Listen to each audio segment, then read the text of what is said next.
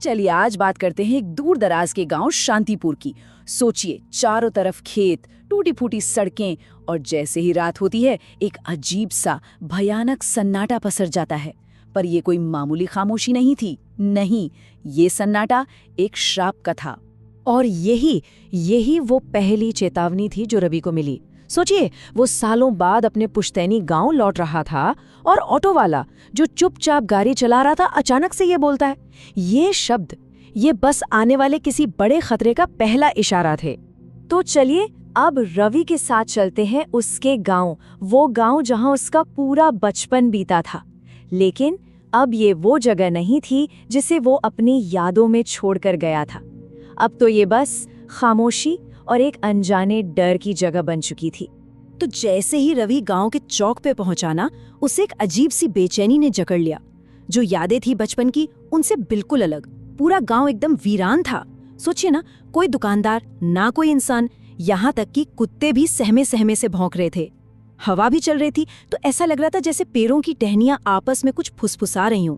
और उसे लगा जैसे खेतों के बीच से कुछ अजीब सी परछाइयां निकल रही हैं। ये तो बस डर की एक शुरुआत थी। वो किसी तरह अपने पुराने घर तक तो पहुंच गया और वहां उसकी मुलाकात होती है अपनी बचपन की दोस्त माया से। और बस यहीं से गांव का वो भयानक राज पर्दा दर पर्दा खुलना शुरू हो जाता है। लेकिन रवि को देखकर माया के चेहरे पर कोई खुशी नहीं थी, बिल्कुल नहीं। उसका चेहरा एकदम थका हुआ, खौफ से भरा हुआ। ऐसा लग रहा था मानो वो सालों से किसी गहरे डर के साए में जी रही हो। ये एक साफ इशारा था कि गांव पर जो भी मुसीबत आई है ना, उसने लोगों को अंदर तक तोड़ कर रख दिया है। और फिर माया ने वो राज बताया। उसने रवि को जो बताया वो सुनकर किसी के भी होश उड़ जाए कि कैसे शांतिपुर में हर रात कोई ना कोई गायब हो जाता है, और कैसे बिना किसी आवाज के, बिना किसी सुराग के, बस वो इंसान हमेशा के लिए जैसे था ही नहीं। हाँ, एक सबूत जरूर छूटता है, लेकिन वो सबूत हालात को और भी ज्यादा डरावना बना देता है। जमीन पर बस एक काला निशान, सिर्फ एक काला धब्बा।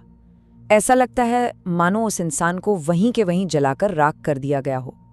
यही वो खौफनाक मंजर था जो गांव वालों के दिलों में दहशत बनकर बैठ गया था। अब देखिए, शुरू में तो रवि को ये सब बातें मन घड़ंत लगी। कौन यकीन करेगा, है ना? लेकिन जैसे जैसे रात गहरी होती गई, उसका शक पहले डर में बदला और फिर खौफ में, क्योंकि अब वो खुद इन अजीब घटनाओं को महसूस करने वाला था। सबसे पहले परछाइयां। उसे दिखना शुरू हुआ कि घर की धुंधली खिड़कियों पर अजीब से साए आ जा रहे हैं, बिल्कुल ऐसा जैसा कोई बाहर टहल रहा हो। ये उसके दिमाग पर पहला हमला था, उसके हौसले को तोड़ने की पहली कोशिश। और फिर फुसफुसाहटें शुरू हुईं, कभी हवा के साथ आती हुई तो कभी दीवारों के पीछे से धीमी अस्पष्ट आवाजें। ये आवाजें सीधे उसके जहन में उतर रही थीं, उसे ये महसूस करा रही थीं कि वो कितना अकेला और कितना कमजोर है। और फिर कुछ ऐसा हुआ जिसने रवि को अंदर तक कंपा दिया। वो फुसफुसाहटें अब उसका नाम ले रही थीं, रवि।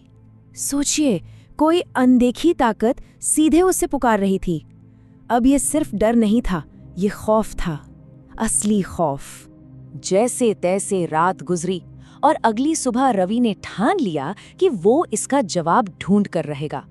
वो गांव के पुराने पंडित आचार्य सत्यदेव के पास पहुंचा और वहीं उसे इस श्राप की असली भयानक वजह पता चली। पंडित जी ने समझाया कि ये कोई मामूली भूत प्रेत का साया नहीं है, ये एक श्राप है, एक बहुत पुरानी रक्षक आत्मा जो कभी इसी गांव की हिफाजत करती थी। वो किसी वजह से यहीं फंस कर रह गई है और अब वो गुस्से में है और अपनी आजादी के लिए हर रात एक इंसानी जान ले रही है। और सबसे चौंकाने वाली बात ये थी कि इस श्राप की जड़ें सीधे रवि के परिवार से जुड़ी थी। जी हाँ, पंडित जी ने बताया कि यहाँ एक प्राचीन मंदिर हुआ करता था जो गांव की रक्षा करता था, लेकिन रवि के दादा ने जमीन के लालच में आके उस मंदिर को तुड़वा दिया और बस वो रक्षक आत्मा वहीं कैद हो गई। और अब वही आत्मा गुस्से से भरी हुई अपनी आजादी के लिए इंसानी आत्माओं का शिकार कर रही है। अब ये सच जानने के बाद रवि ने फैसला कर लिया, वो उस आत्मा का सामना करेगा। सबने उसे बहुत रोका, बहुत समझाया, लेकिन वो नहीं माना। वो अकेला ही उस पुराने मंदिर के खंडहर की तरफ निकल पड़ा। घोर अंधेरी रात, रवि उस खंडहर में खड़ा था। चारों तरफ बस जली हुई मिट्टी और टूटी फूटी दीवारें, और वहां उसने एक पुराना दिया जलाया। और जैसे ही दिए की लौ जली, जमीन कांपने लगी और हवा में दर्दनाक चीखें गूंजने लगी। उसने उस सोई हुई शक्ति को जगा दिया था। और ठीक उसी वक्त वहां माया आ गई। पर ये वो माया नहीं थी जिसे रवि जानता था, बिल्कुल नहीं। उसका वो थका हुआ, डरा हुआ चेहरा पूरी तरह बदल चुका था। उसकी आंखों में एक अजीब, एक शैतानी शक्ति चमक रही थी। वो अब श्राप की शिकार नहीं थी, वो खुद श्राप का हथियार बन चुकी थी। और फिर माया के शरीर से उस आत्मा की आवाज निकली। उसका इरादा एकदम साफ था। उसे रवि की आत्मा चाहिए थी ताकि वो हमेशा के लिए आजाद हो सके।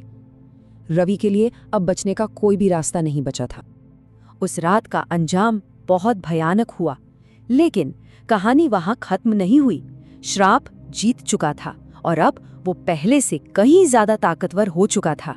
उस आत्मा के हमले के बाद चारों तरफ बस धुआं ही धुआं भर गया, और उसी धुएं में धीरे धीरे रवि की परछाई भी गायब हो गई। वो उस रात का नया शिकार बन चुका था। पीछे रह गया तो बस वही सन्नाटा और हवा में गूंजती हल्की हल्की सिसकियां। अगली सुबह तक पूरे गांव में ये खबर आग की तरह फैल गई कि रवि को भी वो ले गई। इस खबर ने गांव वालों के बचे कुचे हौसले को भी तोड़ दिया। अब उन्हें बचाने वाला कोई नहीं था, क्योंकि रवि की आत्मा को निगलने के बाद वो आत्मा अब हमेशा के लिए माया के शरीर में बस चुकी थी। अब वो पूरी ताकत के साथ हर रात गांव की गलियों में घूमती है, एक नए शिकार की तलाश में। शांतिपुर का श्राप अब और भी गहरा हो चुका था। तो अब शांतिपुर में हर रात एक नया डर लेकर आती है। वहां की सड़कें, पेड़, खेत, सब कुछ जैसे खौफ में डूबे हुए हैं। और सबसे बड़ा सवाल वही है कि अगली सुबह किसकी कहानी खत्म होगी। कोई नहीं जानता कि अगली रात दीवारों पर किसकी परछाई छूट जाएगी।